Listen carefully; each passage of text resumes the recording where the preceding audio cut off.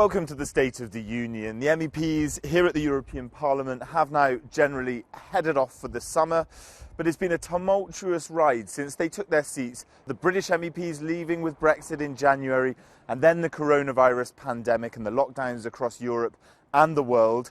We've been speaking to a number of the members here, asking them what their plans are for the summer recess.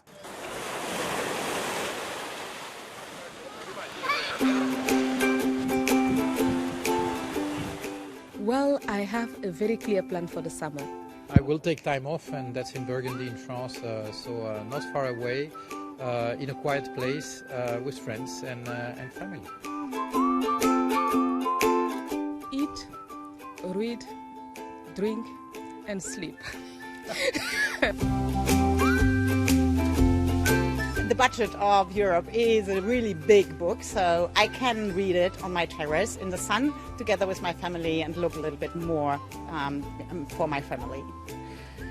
Everybody deserves a little break, and yes, I've got plans. We decided on the last minute to go to the mountain to get fresh air and to get some rest in family.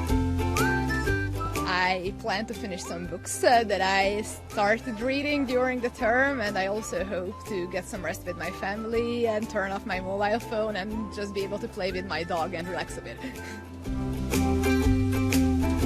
Usually I use the summer to write and think, so that's what I'm going to do, but I will do it while enjoying good food and good places and nature in Flanders.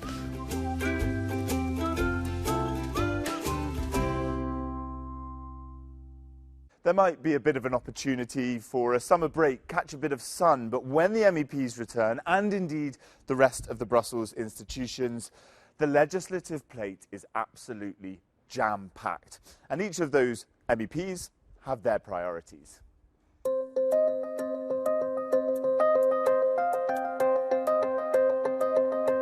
In September, October, what we're going to experience is that everyone will be very excited about the budget. And then at a certain point, everyone will panic about the Brexit deadline. And I'm wondering what they're going to focus on, but I intend to focus on both. September, October will be 2 months of campaigning against the Mercosur agreement, because as such we cannot agree with this free trade agreement. We have to make sure that indeed our climate efforts, and by that I mean the climate law and revising our 2030 targets upwards, are not falling by the wayside. We need to hasten our transition, and indeed the recovery plan must be a way to do that. So that will be the key priority. There are plenty of things that are coming. The MFF will come back, we will have discussions about more in detail, so I'm curious about what will happen with Europol, what will happen with Frontex. We will have discussions about migration policy as well coming up. The main priority will be that we come out stronger from the pandemic than we went in. Do you think Strasbourg's going to happen? I don't know. I wouldn't bet too much money on it.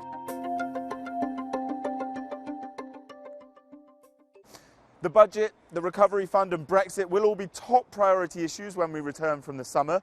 But the new European Commission is also going to have its first stab at one of the EU's thorniest issues when it releases its new migration pact.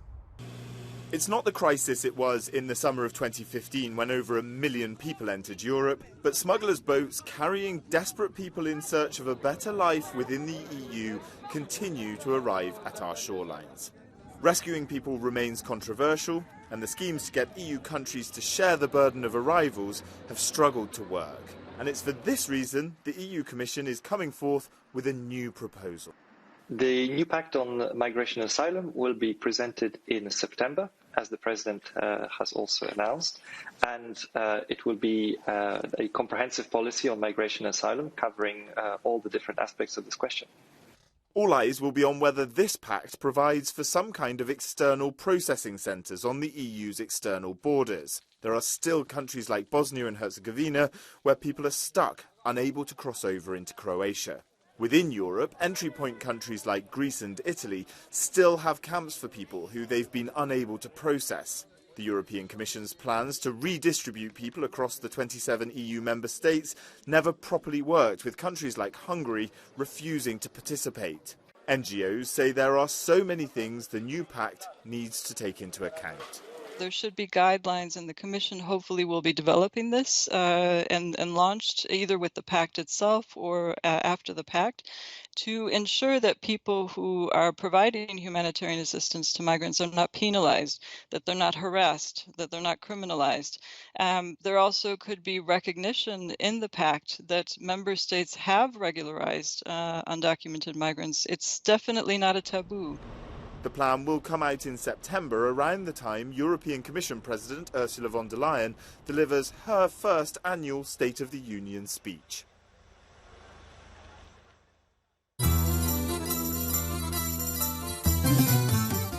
And finally, from Hollywood to the Hellenic Republic, American movie stars Tom Hanks and Rita Wilson have officially become Greek citizens.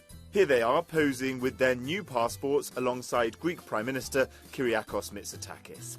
The couple were awarded honorary Greek citizenship last year after bringing attention to the deadly wildfires which struck the seaside town of Mati. Hanks converted to Greek Orthodoxy after marrying Wilson, who's of Greek heritage. Their bond with Greece extends onto the silver screen, having produced the films My Big Fat Greek Wedding and Mamma Mia. Perhaps we'll see more evidence of their love for all things Greek in future film projects. Well, I guess it's appropriate for us to welcome Tom Hanks and Rita Wilson to becoming Europeans. That's it for this episode of the State of the Union on Euronews with me, Jack Parrock.